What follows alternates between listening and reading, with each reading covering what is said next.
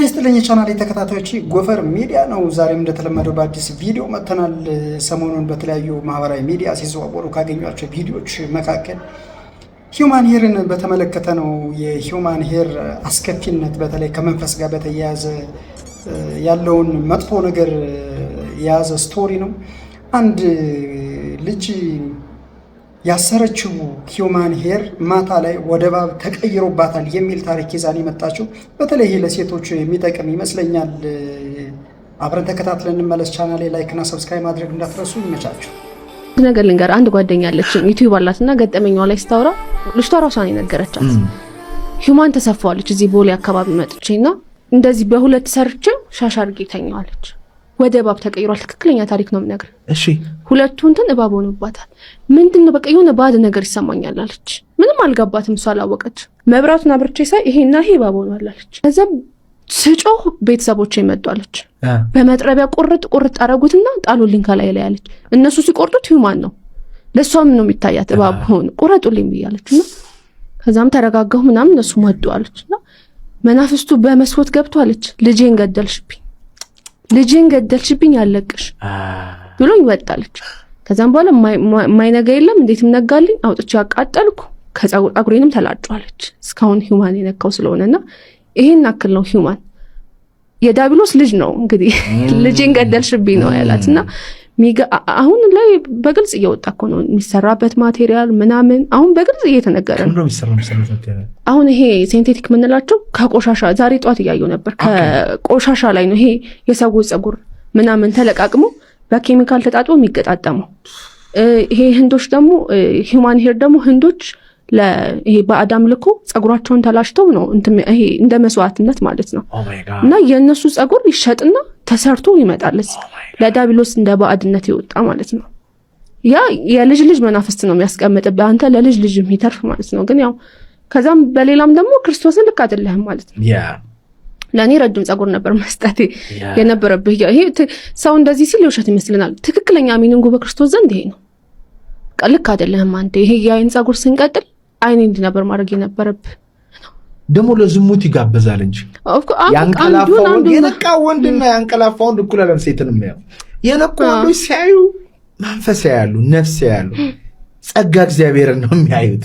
ይሄ ዓለም የሰራውን የወደቁ መላእክት ሰዎችን ያስተማሩትን ለዝሙት የሚገፋፋ አድርገሽም ደግሞ እኮ ባዶነት ነው የሚሰማሽ። ይሄው ታውቂያለሽ። ኢቭን በዝሙት ራሱ አንዱን ላይክ አንተ አምረህ ለዝሙት ነው ብቻ ፖይንቱ። ወንድ ማለልብሽ በቃ አማርሽ ምናልሽ ፖይንቱ ዝሙት ነው። ገዳይ ነፍሰ ገዳይ ያሉ አንድ አባታችን የነገሩን እኔ ነፍስ ባጠፋ በአንድ ነፍስ ነው የምጠየቀው በሰማይ ቤት። አንድ ዝሙት የሚፈጽም ሰው ግን በአራት ነፍስ ነው የሚጠየቀው። ዝሙት የራሷ ነፍስ አለ።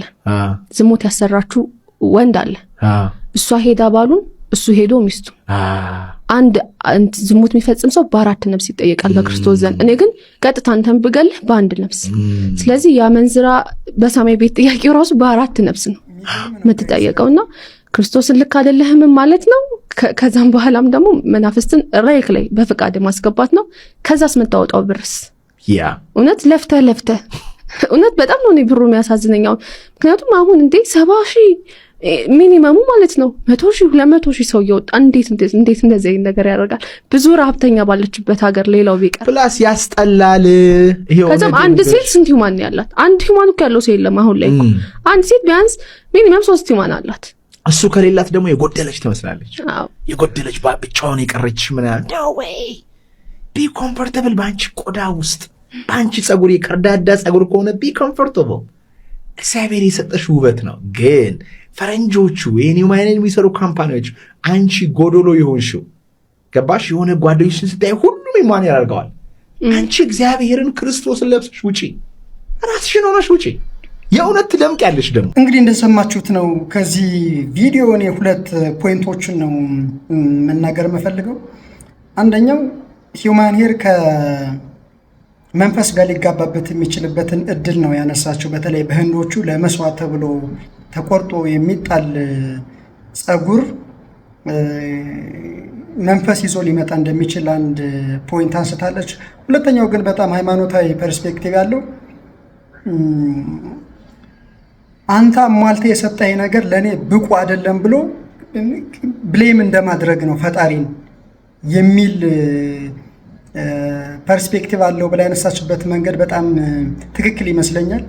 ሙሉ አድርጎ ፈጥሮን እያለ እሱ ሳያረካን ቀርቶ አርቲፊሻል በሆነ ነገር ለመርካት የሄድንበት መንገድ ከመንፈስ ጋር የመጋባት እድሉ በጣም ሰፊ ነው የሚል ሀሳብ አንስታለች። እናንተ ሴቶቹስ ምን ትላላችሁ? ሂውማን ሄር ከምን ይሰራል? እስኪ ያላችሁ በእናንተ እውቀት ብዙዎቻችሁ ሳታውቁ ልታደርጉ እንደምችሉ ገምታለሁ።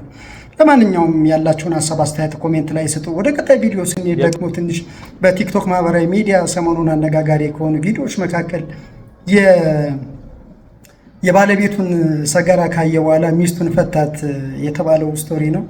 አነጋጋሪም እና ሲኪኝም ነገር ይመስለኛል። እስኪ ለማንኛውም ስቶሪውን ሰምተን እንመለስ። ለምንድን ነው የፈታት የሚለውን ስቶሪ ሰምተን እንመለስ።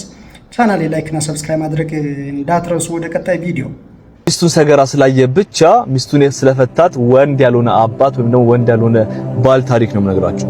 አጠራ አሳረግላችሁ። ሁለት በጣም የሚዋደዱ ፍቅረኛሞች ነበሩ። በቃ አላ ሞትልሻለሁ ሞትልሃለሁ የሚባባሉ ነበሩና አይቀርም ተጋቡ። ከዛ ሁለቱም ልጅ መውለድ ይፈልጋሉ። እሱም ልጅ ወዳሉ ይላታል፣ እሷም ልጅ ወዳለው ትለዋለች። ከዛ መጨረሻ ላይ ታረግዛለች እሷ ማለት ነው።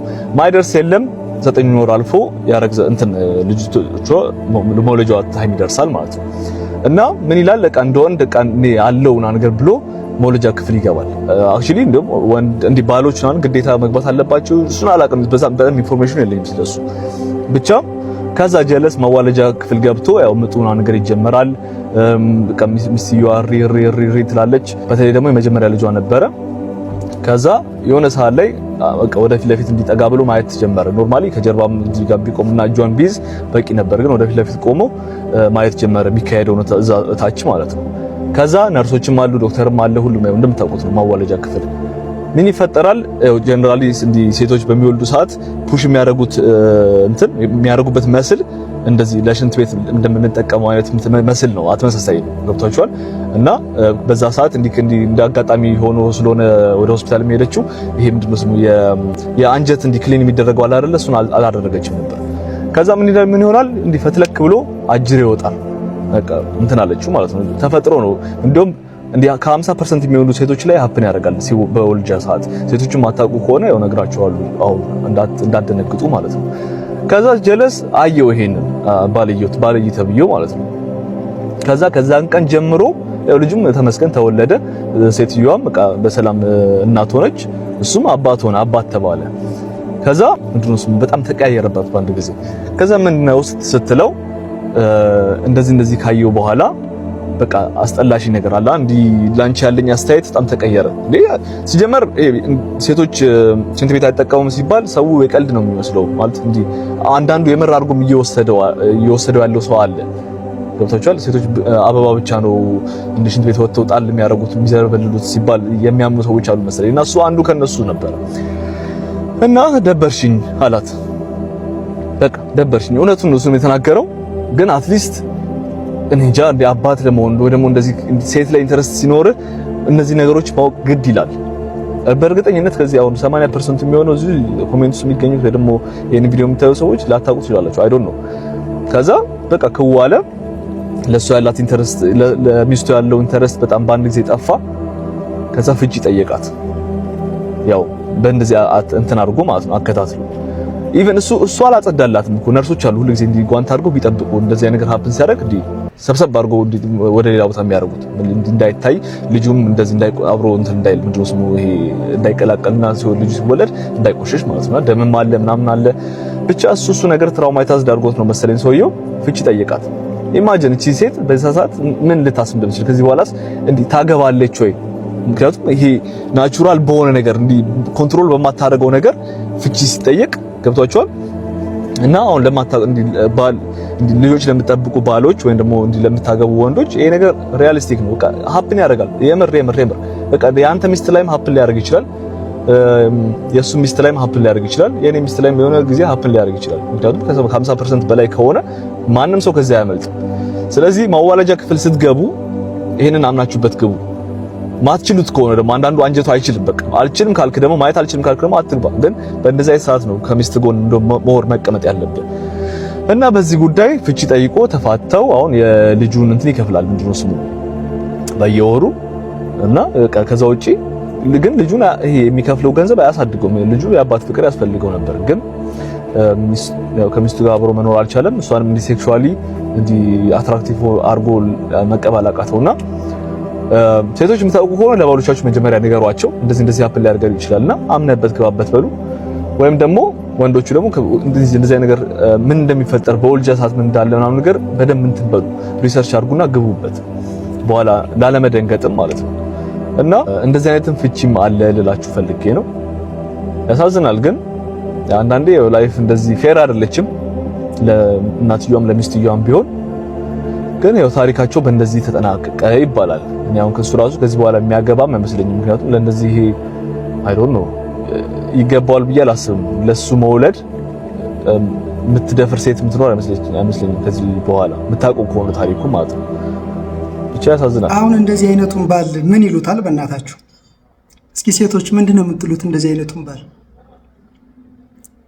ሆዱን ሲቆርጠው ሽንት ቤት ገብቶ የራሱን ሰገራ እየዘበለለ ሚስቴ በምጡ ውስጥ ለምን እንደዚህ ታደርጋለች ብሎ መፍታት ግን እንዴት ነው ነገርየው? እስኪ ሁላችሁም ሴቶች ሶስት ጊዜ እርገሙት። ኮፕሊንክ ሳይሆን ሶስት ጊዜ